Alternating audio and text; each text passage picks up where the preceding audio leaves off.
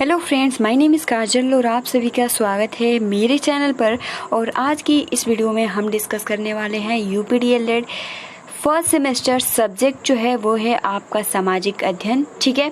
और फ्रेंड्स, ये जितने भी आपके क्वेश्चंस है वो किसी भी एग्ज़ाम में आपका सेकंड सेमेस्टर हो, ठीक है, आपका फोर्थ सेमेस्टर हो या थर्ड सेमेस्टर हो या कोई भी एग्ज़ाम हो, इसमें से हर एग्ज़ाम में प्रश्न पूछे जाते हैं जो कि भारत के इतिहास के कुछ महत्वपूर्ण क्वेश्चंस हैं। ठीक है, तो चलिए फ्रेंड्स शुरू करते हैं जो कि बहुत ही महत्वपूर्ण है। और फ्रेंड्स, सबसे पहले आप सभी को हम बता दें कि डेली रात के 10 बजे हम बहुविकल्पीय प्रश्न डिस्कस करते हैं जिसका आंसर आप सभी को करना होता है। और फ्रेंड्स, ये जितने भी प्रश्न हैं, अगर आपको आंसर आता है तो आप कमेंट्स बॉक्स में कर सकते हो। अगर आपको मतलब कि इस चैनल के माध्यम से आप सभी को कुछ क्वेश्चन के बारे में पता चल रहा है तो आप अपने कॉपी में अच्छे से नोट्स कर सकते हो। ठीक है, क्योंकि बहुत ही महत्वपूर्ण ये क्वेश्चन है और आप सभी को वैसे नॉर्मली ये क्वेश्चन याद भी होने चाहिए। तो चलिए फ्रेंड्स शुरू करते हैं। वीडियो को लाइक कर दीजिए सबसे पहले, ठीक है, और अपने फ्रेंड्स मित्रों को शेयर कर दीजिए ताकि वो भी जुड़ सके। चलिए शुरू करते हैं। देखिए, सबसे पहला जो आपका प्रश्न है कि सिकंदर के समय मगध पर किसका शासन था? महापद मनंद का, धनानंद का, चंद्रगुप्त मौर्य का, पोरस का। तो फ्रेंड्स, यहाँ पे ये पूछ रहा है कि सिकंदर के समय यानी जब सिकंदर का टाइम था उस टाइम मगध पर किसका शासन था? तो फ्रेंड देखिए, यहाँ पर जो राइट आंसर हो जाएगा वो हो जाएगा आपका 26 का ऑप्शन नंबर बी। ठीक है, यानी धनानंद। ऑप्शन नंबर बी यहाँ पे बिल्कुल करेक्ट आंसर हो जाएगा। उसके बाद देखिए फ्रेंड्स, अगला जो आपका क्वेश्चन है कि कालाशोक की राजधानी थी। तो कालाशोक की राजधानी क्या थी? वैशाली, राजगिरी, पाटलिपुत्र, अवंती। तो फ्रेंड देखिए, कालाशोक की जो राजधानी थी वो थी पाटलिपुत्र। ठीक है, ऑप्शन नंबर सी यहाँ पे राइट आंसर हो जाएगा। 28 आपका क्वेश्चन है कि निम्न में से किसे सर्व छत्रांतक अर्थात क्षत्रियों का नाश करने वाला कहा गया है? आई थिंक हमने ये पहले भी प्रश्न डिस्कस किए हैं, है ना। महापद मनंद, यहाँ पे option number A is the right answer हो जाएगा। चलिए एक बार फिर से रिवीजन कर देंगे, और भी नए क्वेश्चंस आएंगे, इसको एक बार आप सभी के लिए रिपीट हो जाएगा, कोई गल नहीं। देखिए 29 आपका क्वेश्चन है कि सिकंदर कहाँ का शासक था? मकदूनिया का, बेबीलोन का, ईरान का, चीन का। तो फ्रेंड्स, सिकंदर कहाँ का शासक था? तो फ्रेंड्स यहाँ पे राइट आंसर हो जाएगा, वो हो जाएगा मकदूनिया। 30 आपका क्वेश्चन है कि सिकंदर एवं पोरस के बीच प्रसिद्ध विस्तता या झेलम का युद्ध कब हुआ था? तो सिकंदर एवं पोरस के बीच प्रसिद्ध वितस्ता या झेलम का युद्ध कब हुआ था? तो फ्रेंड्स, 30 का आंसर जो हो जाएगा ऑप्शन नंबर यहाँ पे हो जाएगा सी, यानी 326 ईसा पूर्व में हुआ था। अगला आपका प्रश्न है कि 31 की जैन धर्म के 24वें तीर्थंकर थे पार्श्वनाथ, महावीर, सिद्धार्थ, भद्रबाहु। तो फ्रेंड्स, जैन धर्म के 24वें तीर्थंकर थे वे थे महावीर। 32 आपका क्वेश्चन है कि महावीर ने जैन धर्म में पूर्व से प्रतिपादित 4 महाव्रतों में कौन सा 5वां महाव्रत जोड़ा? तो फ्रेंड्स, अपरिग्रह, अस्तेय, ब्रह्मचर्य, अहिंसा। तो फ्रेंड्स, महावीर ने जैन धर्म में पूर्व से प्रतिपादित 4 महाव्रतों में 5वां जो व्रत जोड़ा वो था ब्रह्मचर्य। 33 आपका क्वेश्चन है कि जैन धर्म त्रिरत्न है, सम्यक श्रद्धा, सम्यक ज्ञान, सम्यक आचरण। तो फ्रेंड्स, यहाँ पर जो राइट आंसर हो जाएगा वो हो जाएगा ऑप्शन नंबर डी, ये सभी। ठीक है, उसके बाद देखिए फ्रेंड्स, 34 आपका क्वेश्चन है कि महावीर ने किस भाषा में उपदेश दिया? प्राकृत, संस्कृत, हिंदी, द्रविड़। तो फ्रेंड्स, महावीर ने किस भाषा में उपदेश दिया? ऑप्शन नंबर यहाँ पे हो जाएगा ए, प्राकृत। ठीक है, 35 पे आपका क्वेश्चन है कि महावीर का जन्म कहाँ हुआ था? वैशाली, राजगीर, पाटलिपुत्र, पावापुरी। तो फ्रेंड देखिए, मैं आप सभी को टाइमिंग इसलिए नहीं दे रही हूँ क्योंकि पहले से ही लगा हुआ है। ठीक है, तो आप याद कर लो ताकि एग्जाम के टाइम कोई भी प्रॉब्लम ना हो। बहुत ही महत्वपूर्ण, और आई थिंक अगर हम बात करें ना कि इतिहास में इसी से रिलेट करके प्रश्न आते हैं, इससे बाहर कुछ नहीं आता है। ठीक है, तो देखिए फ्रेंड, 35 का जो आंसर हो जाएगा यहाँ पे हो जाएगा ऑप्शन नंबर ए, यानी वैशाली में महावीर का जन्म हुआ था। ठीक है, 36 आपका प्रश्न है कि प्रथम जैन संगति कहाँ आयोजित की गई थी? वल्लभी में, वैशाली में, पाटलिपुत्र में, पावापुरी में। आई थिंक हमने कई बार इसको डिस्कस किया है। तो प्रथम जैन संगति कहाँ आयोजित की गई थी? तो 36 का ऑप्शन नंबर यहाँ पे हो जाएगा सी, पाटलिपुत्र में। 37 का क्वेश्चन है कि महात्मा बुद्ध ने अपना पहला उपदेश कहाँ दिया था? पाटलिपुत्र, श्रावस्ती, सारनाथ, बोधगया। तो फ्रेंड्स, महात्मा बुद्ध जी ने अपना पहला उपदेश जो दिया था वो दिया था सारनाथ में। 38 आपका क्वेश्चन है कि बौद्ध धर्म में त्रिरत्न हैं। तो बौद्ध धर्म के त्रिरत्न है बुद्ध, शंख, धम्म।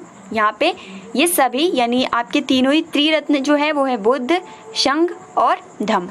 39 आपका क्वेश्चन है कि महात्मा बुद्ध द्वारा दिए गए प्रथम उपदेश को कहा जाता है? महापरिनिर्वाण, महाविनिष्क्रमण, ठीक है, और धर्म चक्र परिवर्तन।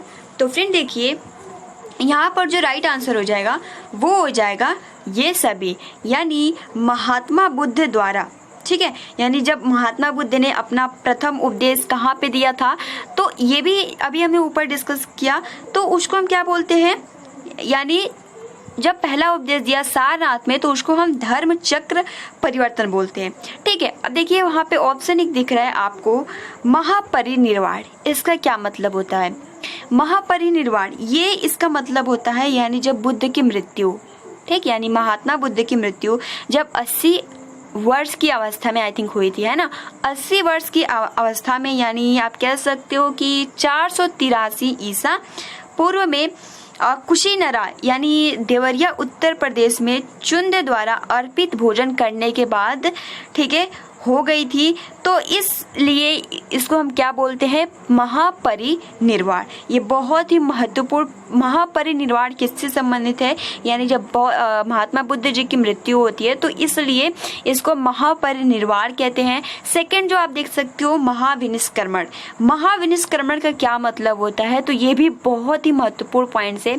महाविनिष्क्रमण का जो मतलब होता है वो होता है यानी जब महात्मा बुद्ध सांसारिक समस्याओं से व्यथित होकर सिद्धार्थ ने, यानी जो उनका बचपन का नाम क्या था? सिद्धार्थ, यानी सिद्धार्थ जो थे वे 29 वर्ष की अवस्था में जब गृह को त्याग दिया था तो उसको हम बौद्ध धर्म में क्या बोलते हैं? तो महाविनिष्क्रमण। यानी आप इस घटना को बौद्ध धर्म में महाविनिष्क्रमण कहा जाता है और धर्म चक्र परिवर्तन जो कहा जाता है कि जो सारनाथ में महात्मा बुद्ध ने पहला उपदेश दिया इसको धर्म चक्र परिवर्तन, और महापरिनिर्वाण का जो मतलब होता है जब उनकी मृत्यु हो जाती है तो इस घटना को महापरिनिर्वाण कहते हैं। आई होप कि आपको क्लियर हो गया होगा, ठीक है। उसके बाद देखिए अगला जो आपका प्रश्न है कि बुद्ध के सर्वप्रिय शिष्य थे उपाली, आनंद, सर्वकामी, वसुमित्र। तो फ्रेंड देखिए यहाँ पे जो राइट आंसर हो जाएगा वो हो जाएगा यहाँ पे। और देखिए फ्रेंड्स, अगर हम बुद्ध से रिलेटेड और महत्वपूर्ण फैक्ट अगर आप सभी को हम बताएं तो बुद्ध के जो प्रमुख अनुयायी जो शासक थे उसमें सबसे पहला जो नंबर आता है वो आता है बिंबिसार का, उसके बाद प्रसेनजीत का, और उसके बाद मतलब कि उज्जैन का आता है, ठीक है। और उसके बाद देखिए फ्रेंड्स यहाँ पे कुछ महत्वपूर्ण अगर हम आप सभी को फैक्ट बताएं तो गौतम बुद्ध यानी जो आपके महात्मा बुद्ध या गौतम बुद्ध थे उनका जो विवाह हुआ था वो 16 वर्ष की अवस्था में हुआ था और इनकी पत्नी का नाम जो था वो था यशोधरा, ठीक है। और इनका एक पुत्र था जिनका नाम था राहुल, ठीक। और देखिए फ्रेंड्स सिद्धार्थ यानी इनका बचपन का नाम सिद्धार्थ था। जब कपिल वस्तु के सैर पर निकले थे तो उन्होंने चार दृश्य को क्रमशः देखा, एक तो बूढ़ा व्यक्ति, एक बीमार व्यक्ति, 100 एवं एक सन्यासी, ठीक।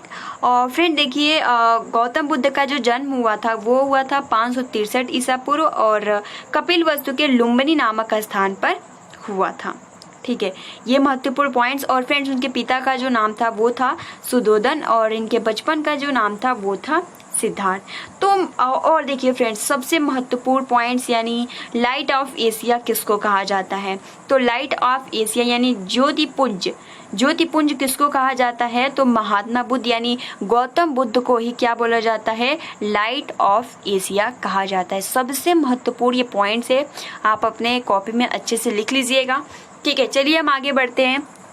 और देखिए फ्रेंड्स अगला जो आपका फैक्ट है वो है कि चंद्रगुप्त मौर्य का प्रधानमंत्री कौन था? ठीक है, तो ऑप्शन है चाणक्य, मेगास्थनीज, दुशासक, उपगुप्त। तो फ्रेंड्स अगर हम बात करें चंद्रगुप्त मौर्य का प्रधानमंत्री कौन था, तो वो था ऑप्शन नंबर यहाँ पे हो जाएगा ए, यानी चाणक्य। बहुत ही महत्वपूर्ण ये फैक्ट है, आप इसको अच्छे से अपने कॉपी में लिख लीजिएगा, ठीक है, क्योंकि चंद्रगुप्त से रिलेटेड हर बारी प्रश्न पूछा जाता है, इसलिए बहुत ही महत्वपूर्ण है, ठीक है। अब देखिए उसके बाद अगर हम बात करें कि चंद्रगुप्त यानी मौर्य वंश का जो संस्थापक था, ठीक, देख लेते हैं मौर्य वंश से कुछ महत्वपूर्ण फैक्ट। तो देखिए फ्रेंड्स अगर हम बात करें कि मौर्य वंश का जो संस्थापक था वो कौन था, चंद्रगुप्त मौर्य। और चंद्रगुप्त मौर्य का जन्म कब हुआ था, तो इनका जो जन्म हुआ था 345 ईसा पूर्व हुआ था। देखिए फ्रेंड्स ये फैक्ट हम इसलिए बताते हैं क्योंकि आपको चंद्रगुप्त से रिलेटेड सारी जितने भी महत्वपूर्ण फैक्ट है वो आसानी के साथ याद हो जाए, ठीक है। और देखिए फ्रेंड्स यानी अगर हम कहें कि चंद्रगुप्त, ठीक, इनको हम सैंड्रोकोटस भी बोलते हैं। सबसे महत्वपूर्ण सैंड्रोकोटस किसको बोला जाता है, तो चंद्रगुप्त मौर्य को, और जिसकी पहचान विलियम जोन्स ने चंद्रगुप्त मौर्य से की थी, ठीक। और उसके बाद अगर हम बात करें तो चंद्रगुप्त ने 305, ठीक है, 305 ईसा पूर्व में सेल्यूकस निकेटर को हराया था। सबसे महत्वपूर्ण सेल्यूकस निकेटर को किसने या चंद्रगुप्त ने हराया है, तो हाँ 305 ईस्वी में इन्होंने हराया था। उसके बाद अगर हम बात करें कि जितने भी आपके मेगास्थनीज हो गए, ठीक है, चाणक्य हो गए, सब इन्हीं के शासनकाल में ये आए थे, ठीक। और फ्रेंड्स यहाँ पे अगर हम बात करें सबसे महत्वपूर्ण कि चंद्रगुप्त मौर्य की मृत्यु यानी चंद्रगुप्त मौर्य की मृत्यु जो हुई थी वो 298 ईसा पूर्व में कहाँ पे हुई थी, तो देखिए फ्रेंड्स श्रवण बेलगोला में, ठीक, यानी वो उपवास के द्वारा हुई थी उनकी मृत्यु, ठीक।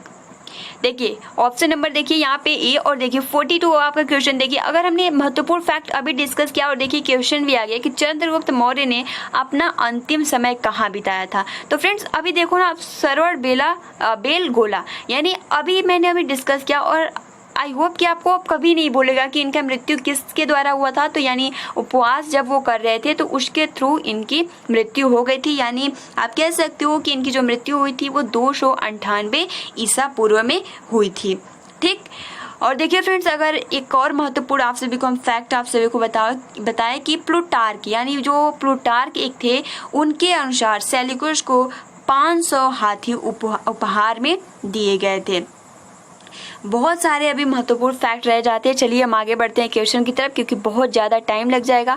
देखिए 43 आपका क्वेश्चन है कि मेगास्थनीज किसका राजदूत था, सिकंदर का, धनानंद का, सेल्यूकस का, डायमेकस का। तो फ्रेंड्स सबसे पहले मैं आप सभी को बता दूं कि जो मेगास्थनीज था वो किसके शासनकाल के बारे में अपने इंडिका पुस्तक में तो चंद्रगुप्त मौर्य के बारे में लिखा था, और वो किसका राजदूत था, तो सेल्यूकस का, ठीक है। और सेल्यूकस निकेटर को हराया किसने था, तो चंद्रगुप्त मौर्य ने 305 ईस्वी में हराया था। और फ्रेंड देखिए सेल्यूकस निकेटर, थोड़ा सेल्यूकस निकेटर से कुछ महत्वपूर्ण पॉइंट देख लेते हैं। यानी जो सेल्यूकस निकेटर था वो अपनी पुत्री, ठीक है, अपनी पुत्री कार्नेलिया की शादी चंद्रगुप्त मौर्य के साथ कर दी, और इसके बाद युद्ध की संधि शर्तों के अनुसार 4 प्रांत में यानी काबुल, कंधार, हेरोत एवं मकरान चंद्रगुप्त को दे दिए। यानी सबसे पहले क्या हुआ कि जो चंद्रगुप्त थे यानी जो सेल्यूकस थे उनको हरा दिया। फिर क्या हुआ कि जो सेल्यूकस की जो पुत्री थी जिनका नाम था कार्नेलिया, यानी आप याद कर सकते हो कि चंद्रगुप्त मौर्य की विवाह किससे हुआ था, तो कार्नेलिया से हुआ था, और इस प्रकार उनसे संधि हो गई और वो उनके अनुसार यानी चंद्रगुप्त को जो दे दिए गए, जिसमें आपका काबुल, कंधार, हेरोत, मकरान ये सभी आ जाते हैं, ठीक है। चलिए आगे हम लोग बढ़ते हैं। देखिए 44 आपका प्रश्न है कि चंद्रगुप्त मौर्य अपने अंतिम दिनों में किस धर्म का अनुयायी बन गए। तो फ्रेंड देखिए जो चंद्रगुप्त मौर्य थे वो अपने ठीक है, तो वो जैन धर्म के अनुयायी हो गए। और फ्रेंड देखिए जैन धर्म से रिलेटेड अगर हम बात करें तो जैन धर्म के जो आप कह सकते हो जो संस्थापक एवं प्रथम तीर्थंकर कौन है, तो ऋषभदेव है, ठीक है। चलिए हम आगे बढ़ते हैं। देखिए अगला 45 आपका क्वेश्चन है कि अर्थशास्त्र किसकी रचना है, कौटिल्य की, मेगास्थनीज की, प्लिनी की, विशाखदत्त की। तो फ्रेंड्स बहुत इजी क्वेश्चन है, अर्थशास्त्र की किसकी रचना है, तो वो है कौटिल्य की। देखिए फ्रेंड्स, अगला जो आपका प्रश्न है कि अशोक ने कलिंग पर आक्रमण कब किया। तो फ्रेंड्स ये भी बहुत ही महत्वपूर्ण पॉइंट्स है। जो अशोक हैं वो कलिंग पर आक्रमण कब किए थे, तो 261 ईस्वी में किए थे। और फ्रेंड देखिए यहाँ से कुछ महत्वपूर्ण पॉइंट्स अगर हम बात करें कि अशोक ने अपने अभिषेक के यानी 8वें वर्ष लगभग 261 ईसा पूर्व, ठीक है, 261 ईसा पूर्व यानी आप कह सकते हो कि कलिंग पर आक्रमण किए और कलिंग पर आक्रमण किया और कलिंग की राजधानी तोसली पर अधिकार कर लिया, ठीक है।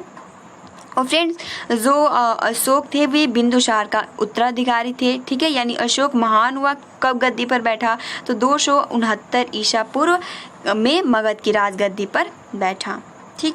और राजगद्दी पर बैठने के समय अशोक अवंती का क्या था, राज्यपाल था, ठीक है। उसके बाद देखिए 47 आपका प्रश्न है कि इंडिका किसकी रचना है, मेगास्थनीज की, टॉलमी की, प्लिनी की, चंद्रगुप्त मौर्य की। तो फ्रेंड देखिए इंडिका जो रचना है वो मेगास्थनीज की है। उसके बाद देखिए फ्रेंड्स 48 आपका क्वेश्चन है कि बौद्ध धर्म के प्रचार के लिए अशोक ने किस श्रृंखला भेजा था, महेंद्र को, संघमित्र को, उपगुप्त को। तो फ्रेंड देखिए यहाँ पर राइट आंसर हो जाएगा, वो हो जाएगा महेंद्र को। उसके बाद देखिए 49 आपका क्वेश्चन है कि अशोक के शिलालेखों को सर्वप्रथम किसने पढ़ा, जेम्स प्रिंसेप ने, प्रादरेटी ने, फैंथलर या विलियम जोन्स ने, इनमें से कोई नहीं। तो फ्रेंड अशोक के शिलालेखों को सर्वप्रथम किसने पढ़ा, तो जेम्स प्रिंसेप ने पढ़ा था। 50 आपका प्रश्न है कि सांची के स्तूप का निर्माण किसने करवाया था, बिंबिसार ने, अशोक ने, बिंदुसार ने, पुष्यमित्र सिंह ने। तो फ्रेंड्स यहाँ पे हो जाएगा अशोक ने। 51 आपका प्रश्न है कि चंद्रगुप्त मौर्य को सैंड्रोकस के रूप में, देखिए अभी मैंने आप सभी को शुरू में बताया था ना कि चंद्रगुप्त से रिलेटेड महत्वपूर्ण फैक्ट बार बार पूछे जाते हैं। तो देखिए विलियम जोन्स ने इनकी उपाधि दी थी सैंड्रोकोट्स की, यानी चंद्रगुप्त को हम सैंड्रोकोट्स के नाम से भी जानते हैं, जो कि जो पहचान दिया था वो विलियम जोन्स ने दिया था। ऑप्शन नंबर बी यहाँ पे करेक्ट हो जाएगा। देखिए अशोक की किस शिलालेख में उसकी कलिंग विजय का उल्लेख मिलता है, 13वें, 10वें, 11वें, 9वें। तो फ्रेंड देखिए वे अगर हम बात करें तो अशोक के किस शिलालेख में, तो 13वें शिलालेख में कलिंग विजय का उल्लेख मिलता है। 53 आपका क्वेश्चन है कि मौर्य काल में गुप्तचरों को क्या कहा जाता है, संस्था, गुड़ पुरुष, संचार, ये सभी। तो फ्रेंड्स देखिए मौर्य काल में गुप्तचरों को जो कहा जाता था वो कहा जाता था गुड़ पुरुष, ठीक है। बहुत ही महत्वपूर्ण फैक्ट है, आप इसको अच्छे से याद कर लीजिएगा। चलिए आगे बढ़ते हैं। अगला जो आपका क्वेश्चन है कि मेगास्थनीज के अनुसार भारतीय समाज को कितने भागों में विभक्त किया गया है, 4, 7, 10, 12। तो फ्रेंड्स 54 का जो आंसर हो जाएगा वो हो जाएगा ऑप्शन नंबर यहाँ पे बी, यानी मेगास्थनीज के अनुसार भारतीय समाज को कितने भागों में विभक्त किया गया है, तो ऑप्शन नंबर बी यानी 7 यहाँ पे करेक्ट आंसर हो जाएगा। 55 आपका प्रश्न है कि चंद्रगुप्त मौर्य के महल के अवशेष कहाँ से मिले, कुम्हार, चंपा, कौशाम्बी, उज्जैन। तो फ्रेंड चंद्रगुप्त मौर्य के महल का अवशेष कहाँ से मिले, तो यहाँ पे 55 का ऑप्शन नंबर जो हो जाएगा वो हो जाएगा ए, ठीक है, कुम्हार। उसके बाद देखिए 56 आपका प्रश्न है कि अशोक की धम्म की परिभाषा कहाँ से लाई गई थी, ठीक है। तो 56 का जो आंसर हो जाएगा वो हो जाएगा सी, यानी राहुलोवाद सूत्र में अशोक के धम्म की परिभाषा कहाँ से ली गई है, ऑप्शन नंबर सी यहाँ पे करेक्ट आंसर हो जाएगा। 57 आपका प्रश्न है कि मौर्य काल में प्रचलित विष्टि था, धार्मिक कर, भूमि कर, सिंचाई कर, निःशुल्क श्रम। तो फ्रेंड्स मौर्य काल में प्रचलित विष्टि था, तो 57 का आंसर हो जाएगा डी, निःशुल्क श्रम। क्योंकि हम महत्वपूर्ण फैक्ट अभी डिस्कस करेंगे तो फिर बहुत ज़्यादा टाइम लगेगा, इसलिए अभी क्वेश्चन आंसर डिस्कस करते हैं, ठीक है। 58 आपका प्रश्न है कि भारत में सर्वप्रथम सोने के सिक्के किसने चलाए थे, कुषाण ने, इंडो ग्रीक ने, शंक ने, मौर्य ने। तो फ्रेंड देखिए भारत में सर्वप्रथम सोने के सिक्के किसने चलाए थे, तो इंडो ग्रीक ने। ऑप्शन नंबर यहाँ पे B is the right answer हो जाएगा। 59 आपका प्रश्न है कि शीशे के सिक्के किस वंश के शासकों ने चलाया था, शुंग ने, कण्व ने, सातवाहन ने, इंडो ग्रीक ने। तो फ्रेंड्स अभी इंडो ग्रीक के हमने देखा कि सोने के सिक्के चलाए थे, लेकिन शीशे के सिक्के किस वंश के शासकों ने चलाया, तो सातवाहन। तो इंडो ग्रीक सोने और सातवाहन शीशे के सिक्के चलाए थे, ये महत्वपूर्ण पॉइंट्स है। उसके बाद देखिए 60 आपका प्रश्न है कि ब्राह्मणों को सर्वप्रथम भूमि अनुदान देने की प्रथा किनके समय से प्रारंभ हुई, मौर्य, सातवाहन, गुप्त, प्रतिहार। तो फ्रेंड देखिए ब्राह्मणों को सर्वप्रथम भूमि अनुदान देने की प्रथा किनके समय से प्रारंभ हुई, तो भूमि अनुदान देने की जो प्रथा, यानी जो शीशे का जो सिक्के चलवाए थे सातवाहन, यहाँ पे 60 का ऑप्शन हो जाएगा बी, यानी भूमि अनुदान देने की प्रथा जो चलाया गया वो सातवाहन के ही काल से स्टार्ट हुआ। देखिए 61 आपका प्रश्न है कि कनिष्क का राज वैद्य था चरक, सुश्रुत, धन्वंतरी, जीवक। तो फ्रेंड देखिए 61 का जो आंसर हो जाएगा वो हो जाएगा चरक। 62 आपका प्रश्न है कि कनिष्क बौद्ध धर्म की किस शाखा का अनुयायी था? हीनयान, महायान, वज्रयान, माध्यका। तो फ्रेंड कनिष्क बौद्ध धर्म की शाखा का, यानी अगर हम कहें तो कनिष्क किस बौद्ध धर्म की शाखा का अनुयायी था? तो 62 का ऑप्शन नंबर बी, यानी महायान का अनुयायी था। 63 आपका प्रश्न है कि कनिष्क की राजधानी थी अमृतसर, उज्जैन, पाटलिपुत्र, पुरुषपुर। तो फ्रेंड देखिए 63 का जो हो जाएगा ऑप्शन नंबर डी, पुरुषपुर। ठीक है। 64 आपका प्रश्न है कि जूनागढ़ से प्राप्त संस्कृत को पहला अभिलेख किस शासन का है? कनिष्क का, गोंदोफ्रनिस का, रुद्रदमन का, विम्बकटफिसस का। तो फ्रेंड देखिए 64 का जो आंसर हो जाएगा वो हो जाएगा सी, रुद्रदामन का। 65 आपका प्रश्न है कि निम्न में से किस स्थान पर रोम बस्ती मिली है? तक्षशिला, अरिकमेडु, हम्पी, सतारा। तो फ्रेंड्स यहाँ पे हो जाएगा कि निम्न में से जो आपका अरिकमेडु है वहाँ पे रोम बस्ती मिली है। Option number B is the right answer. 66 आपका प्रश्न है कि बुद्ध चरित्र की रचना किसने की है? बाणभट्ट ने, हर्षवर्धन ने, अश्वघोष ने, नागार्जुन ने। तो बुद्ध चरित्र की जो रचना की है वो की है अश्वघोष ने। Option number C is the right answer. ठीक है। देखिए 67 आपका प्रश्न है कि चौथी बौद्ध संगति का आयोजन किसके शासनकाल में हुआ? कनिष्क, अशोक, हर्षवर्धन, समुद्र। तो फ्रेंड्स यहाँ पे ऑप्शन नंबर जो ए है यहाँ पे करेक्ट हो जाएगा, वो हो जाएगा Kanishka. Option number A is the right answer. ठीक है। और उसके बाद देखिए अगला जो आपका प्रश्न है कि गुप्त संपत्ति की शुरुआत किसने की? चंद्रगुप्त प्रथम, चंद्रगुप्त द्वितीय, चंद्रगुप्त, समुद्रगुप्त, श्रीगुप्त। तो फ्रेंड देखिए गुप्त संपत्ति की जो शुरुआत की थी वो की थी चंद्रगुप्त प्रथम। ऑप्शन नंबर यहाँ पे ए 68 का हो जाएगा। ठीक है। 69 आपका प्रश्न है कि भारत का नेपोलियन किस गुप्त शासक को कहा जाता है? तो फ्रेंड समुद्रगुप्त को कहा जाता है। चीनी यात्री फायान किसके शासनकाल में आया था? तो चंद्रगुप्त विक्रमादित्य के शासनकाल में चीनी यात्री फायान आया था। Option number E is the right answer. 71 आपका प्रश्न है कि भारत पर हुड़ों का आक्रमण किसके शासनकाल में हुआ था? स्कंदगुप्त, समुद्रगुप्त, उपगुप्त, श्रीगुप्त। तो फ्रेंड्स यहाँ पे हो जाएगा स्कंदगुप्त। 72 आपका प्रश्न है कि गुप्त कालीन यानी 9 रत्न किसके दरबार में थे? समुद्रगुप्त, चंद्रगुप्त, विक्रमादित्य, स्कंदगुप्त, ये सभी। तो फ्रेंड्स 72 का जो आंसर हो जाएगा वो हो जाएगा बी, चंद्रगुप्त विक्रमादित्य में 9 रत्न थे। 73 आपका प्रश्न है कि नालंदा विश्वविद्यालय का संस्थापक है? स्कंदगुप्त, कुमारगुप्त, धर्मपाल, समुद्रगुप्त। तो नालंदा विश्वविद्यालय का संस्थापक हमने पहले यानी 5 बजे वाली की क्लास जो था उसमें हम लोगों ने डिस्कस भी किया। यहाँ पे 73 का हो जाएगा कुमारगुप्त, यानी नालंदा विश्व का संस्थापक है वो है कुमारगुप्त। 74 आपका प्रश्न है कि बाणभट्ट किसके दरबारी कवि थे? चंद्रगुप्त द्वितीय का, कनिष्क का, हर्षवर्धन का, पुलकेशिन द्वितीय का। तो फ्रेंड्स 74 का जो आंसर हो जाएगा वो हो जाएगा सी, हर्षवर्धन का। 75 है वो प्रश्न कि हर्षवर्धन की राजधानी थी थानेश्वर, कन्नौज, उज्जैन, पाटलिपुत्र। तो friends option number B is the right answer. यहाँ पे हो जाएगा कन्नौज। ठीक है। 76 आपका प्रश्न है कि चीनी यात्री हवेन सांग किसके शासनकाल में भारत आया? हर्षवर्धन, चंद्रगुप्त द्वितीय, धर्मपाल, देवपाल। तो friends option number A is the right answer, Harshvardhan. 77 आपका प्रश्न है कि कन्नौज के लिए त्रिपक्षीय संघर्ष में अंतिम विजय किसकी हुई? पालों की, प्रतिहारों की, राष्ट्रकूटों की, चालुक्यों की। तो फ्रेंड्स 77 का जो आंसर हो जाएगा वो हो जाएगा बी, प्रतिहारों की। ठीक है। प्रतिहार वंश अभी हम लोग डिस्कस कर रहे हैं और राजपूतों का उदय किस प्रकार हुआ।